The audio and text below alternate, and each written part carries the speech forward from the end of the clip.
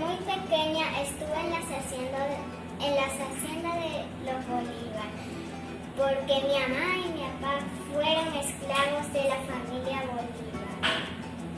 Mi apellido es Bolívar porque mis padres fueron Bolívar, pero yo tengo el apellido de mi amo. Ay, mi niño Bolívar, él siempre me decía, negra, negrita, negra Matea, vamos a jugar palito, mantequillora, ja, ja, ja.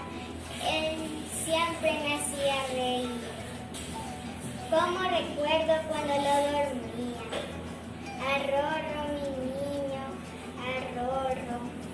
Duérmete, mi niño Simón, que allá viene el coco con un carreón. Qué tristeza sintió mi corazón en 1830, cuando mi niño Simón murió.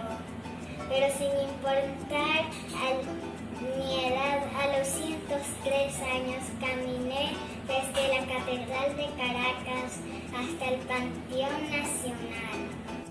Pronto nos veremos, mi niño Simón.